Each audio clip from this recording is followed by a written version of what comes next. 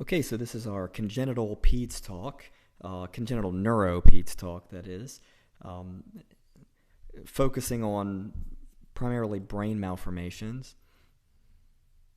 So, starting out with a this versus that case, I just want to talk about briefly the differences between a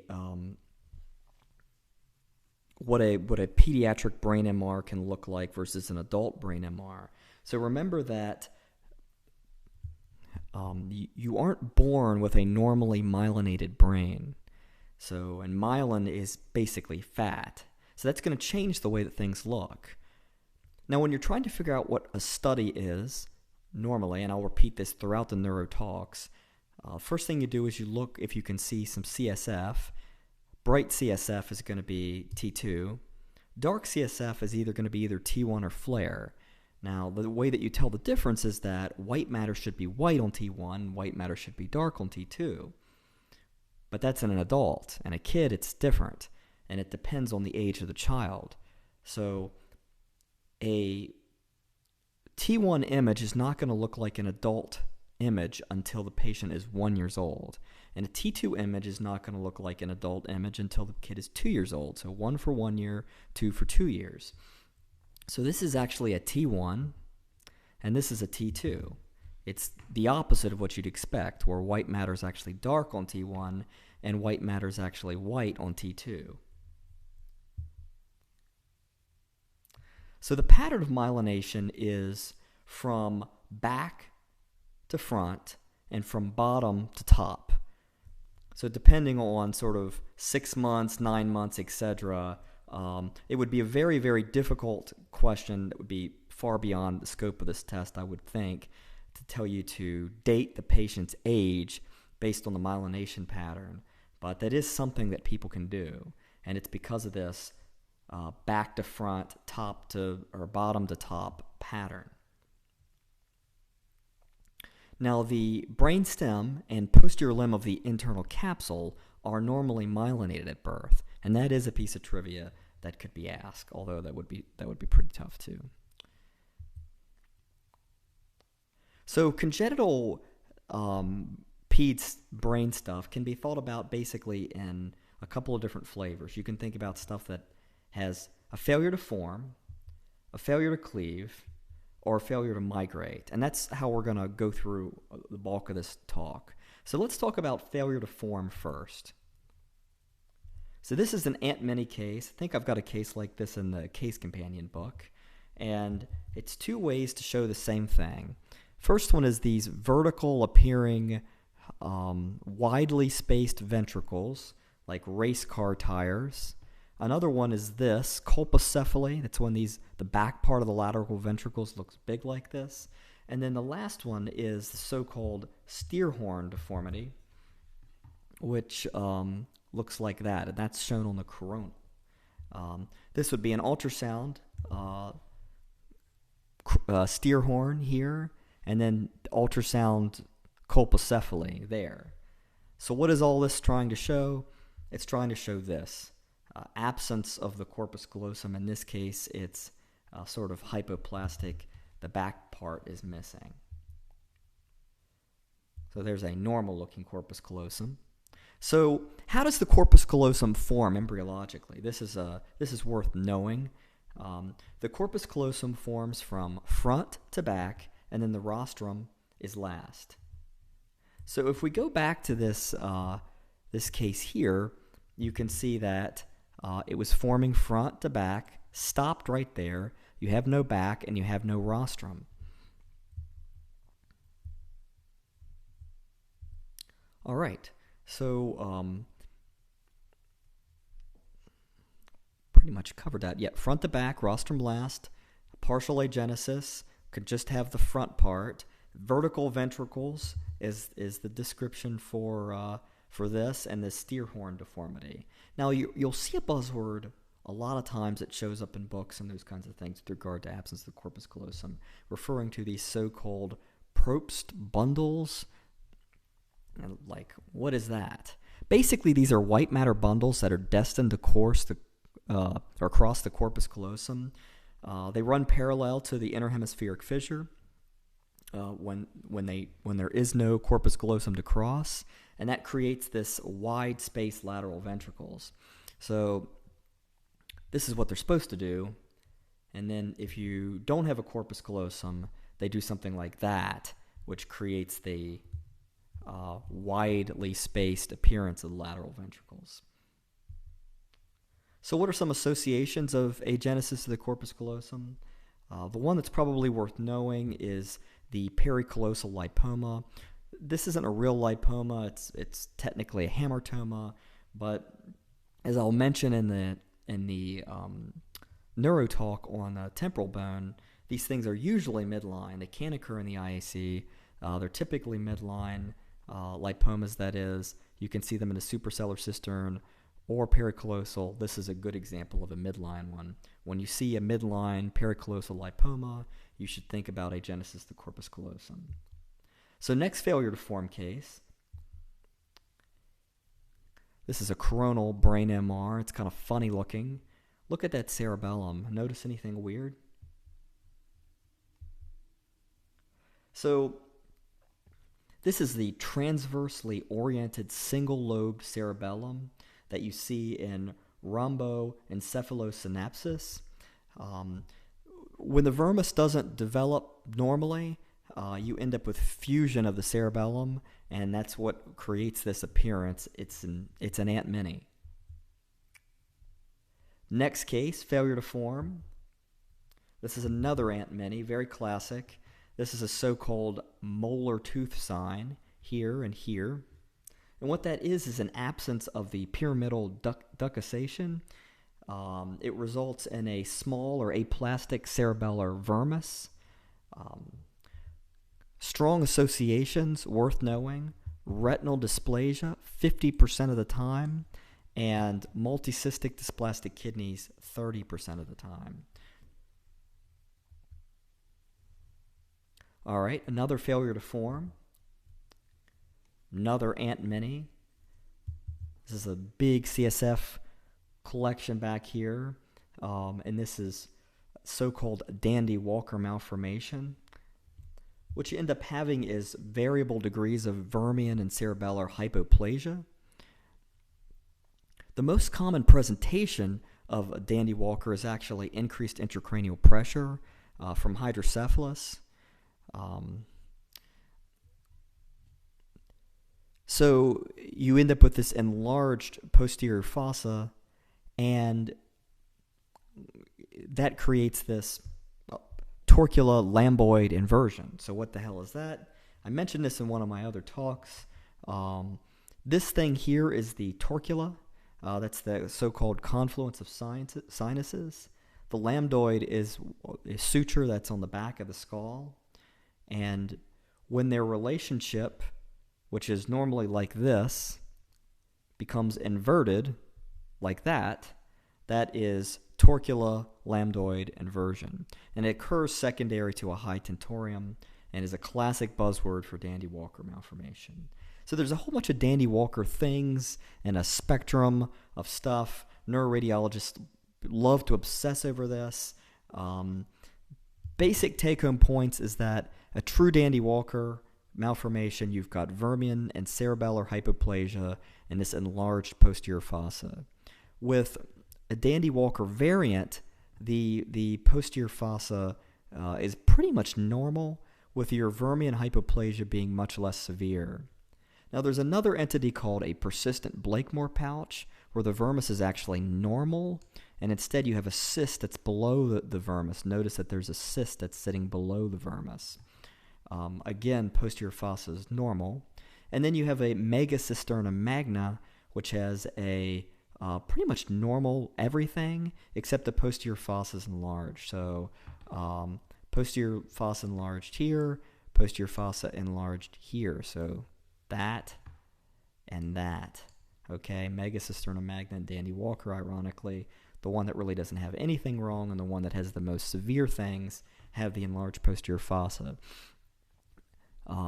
The Blake pouch looks like a cyst, and the Dandy Walker variant is just a less severe version of Dandy Walker. Okay, now let's talk about failure to cleave. So these are three things. They're in the same spectrum of diseases, and they are all a failure to cleave. It's a midline cleaving problem, and this is holoprosencephaly. So there's a spectrum that goes from lobar to semi-lobar to alobar with variable degrees of cleavage voiding, or lack thereof cleavage, failure to cleave. So in the alobar type, this is the most severe. You've got a giant, large ventricle. This kid can have other midline defects, may look like a cyclops. Semi-lobar is the medium one. The thing to know about this is fusion at the thalamus, most commonly anterior. So where corpus callosal forming is anterior from front to back, cleavage occurs from back to front in this direction. So you may still, you can have a lack of cleavage occur just in this anterior part. You cleave normally here. And then the lobar type is the most mild, and you may only have partial absence of the frontal interhemispheric fissure, or it didn't cleave all the way through, or you can have a little bit of corpus callosal issues or pituitary problems, which of course is also a midline defect. There is this association with renal cysts and holoprosencephaly called Meckel-Gruber syndrome. This kid also tends to have too many fingers. Polydactyly, they call it. Next case.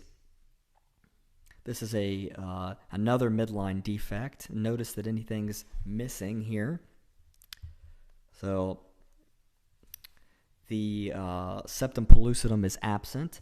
And anytime you're shown this image right here, where the optic nerves are, you can think about demyelinating issues that are affecting the optic nerves, if one's brighter than the other one, or in this case, if they appear smaller than you would expect, especially in the setting of this finding, then you think about septo-optic dysplasia, which is the mildest form of holoprosencephaly. And again, midline issues, holoprosencephaly has problems with another midline structure, the pituitary. So now let's do failure to migrate. This is our third type. So we've got an axial and a coronal brain MR, and what you're noticing is that this part of the brain appears big over here, like fat, and like this guy's been lifting weights, this guy's been sitting on the couch. But this ventricle is big, so big brain, big ventricle, as opposed to the ventricle being smaller and bigger on the other side. So this is hemimegancephaly. It's an enlargement of all or parts of one cerebellar hemisphere. And you'll notice that, like I pointed out, big side has a big ventricle, as opposed to the small side having the big ventricle, which is more of an atrophy thing. And that's what Rasmussen encephalitis looks like, which would make a good distractor. So everything's big in hemimegancephaly. Okay, so next failure to migrate case. This is, let's take a zoom in here. We've got a good view of the pituitary, and instead of having the normal bright posterior pituitary bright spot here, we don't see it as we're looking around, and notice it's there. It doesn't belong there. So this is a common cause of pituitary dwarfism, although you can see it randomly. All right, next case, another this versus that. So this is a classic this versus that. This is in my case book. And what we've got here is a porencephalic cyst versus a schizencephalic cleft. Now, how can I tell the difference? If you squint, you'll notice that there is gray matter lining this cleft, meaning that it's a true malformation. The gray matter is not lining this. There's white matter lining it. This is basically just a hole from prior encephalomalacia or ischemia. In other words, you had a normal brain there, then you had an infarct in utero, and it took it down. So look for the gray matter lining the cleft to be able to call it schizencephaly. All right, so this is a good case for problem solving. All right, now I'll tell you that this is one that we've seen earlier today. This is alobar holoprosencephaly, and this is something new we haven't talked about called hydranencephaly. Now, how can I tell those apart? Just looks like a bunch of CSF to me. So here's the algorithm that I'm suggesting you use. The first thing you want to look for is a cortical mantle. A cortical mantle is the brain on the outside, sort of lining it like a brain skin on the outside. It's either present or it's absent. If it's absent, it's hydranencephaly. And the way to remember that is hydranencephaly is basically a bilateral MCA infarct. So this is total encephalomalacia that goes all the way out to the end. And that's not going to spare the outside, right? Strokes don't do that. Now, we have a cortical mantle. We're not finished yet. You have to look for the falx. So if you have one present, which is here, then you're just dealing with massive hydrocephalus. If it's absent, remember the falx is a midline structure, holoprosencephaly is a midline problem, then that is what's going to lead you in the direction of holoprosencephaly. So as I mentioned earlier, hydranencephaly is just a large bilateral MCA infarct, and that's why it goes all the way out to the end. You didn't have any kind of midline cleavage problems, so you should still have your falx. Okay, another sort of miscellaneous topic. This is a T1 weighted MR, and I will tell you that this is a kid who is a low birth weight kid, and I'm sort of pointing out this anatomy of this caudothalamic groove. So probably more used to seeing hemorrhage at the site of the caudothalamic groove in these head ultrasounds that more than likely you've been forced to read 1,000 of during your residency. But just to remind you that this is the site of germinal matrix, and it is the most common site of germinal matrix hemorrhage in a prenatal kid. So this would be normal versus a grade 1 there, bright stuff. The choroid is not supposed to, the choroid here, there's bright stuff, it's not supposed to extend into and past that caudothalamic groove, and when it does, then you have to call it grade 1, which is a pretty good correlate right here on MR. So premature infants, major take-home point here is that the germinal matrix is no longer present after about 34 weeks. Don't go calling germinal matrix hemorrhage in full-term infants. That's how you look stupid. You don't have a germinal matrix, so you don't have a germinal matrix hemorrhage. Typically, they image them within 1 week after birth, as most hemorrhages occur in the first week, usually within the first couple of days. So there's a grading system. You can have grade 1, which will either resolve or progress. And sometimes you can end up with a subependymal cyst, sort of looks like that, as a sequel of old hemorrhage. You can have further progression into grade 4, which can result in badness like hydrocephalus or a poor encephalic cyst if you end up having some dead brain. All right, so next case, this I will tell you is an ultrasound of the neck in a kid, palpable mass. Do you want to biopsy that? Remember what I said, anytime somebody asks if you want to biopsy, the answer is, hey, is that a vessel? I'll tell you it's not a vessel, but it is something you should be able to recognize, and the trick is actually this here. Notice that there's two of them. Looks like one here, but when you turn on it, looks like two. That's because there are two heads of the sternocleidomastoid. So this is fibromatosis coli. It's just a benign mass of the sternocleidomastoid in neonates. Classically shown as 2 and 1 like that. It'll go away with physical therapy, doesn't require surgery or anything crazy like that. Another neck case, this versus that. So we've got two different cysts one here in the midline and one here laterally. So the midline cyst in a kid is the thyroglossal duct cyst. The lateral cyst in the neck of a kid is the branchial cleft cyst. So remember, thyroglossal duct cysts can occur anywhere from the foramen cecum, which is the back of the tongue, all the way down to the thyroid, and they're midline. That's the key. Branchial cleft cysts are lateral. There's a whole bunch of different types, but like 95% of them are type 2, so if you're forced to guess, I would pick type 2, assuming that it would be difficult for your test writer to find you a case of something that's not type 2. Be aware, especially in an older person, that a necrotic level 2 lymph node can mimic a brachial cleft cyst. If you're thinking, hey, that patient's too young to have floor of the mouth cancer, watch out. HPV can cause floor of the mouth cancers in fairly young people. All right, next case here. This is a gradient sequence, and I'm showing you blooming in the back of both eyes. Blooming meaning there's calcium. I could have showed you this case as calcification bilaterally also. So in a kid, unless there's some kind of weird trauma, this is a retinoblastoma until proven otherwise. Remember, this can be bilateral or trilateral. You can have involvement of the pineal gland, which is your third eye. So that's your DMT spirit molecule is going to be coming out of your pineal gland, and that's what you're going to use to see there. So unilateral ones are more likely to be sporadic. Bilateral ones and trilateral ones are more likely to be associated with bad juju, RB suppressor gene, chromosome 13.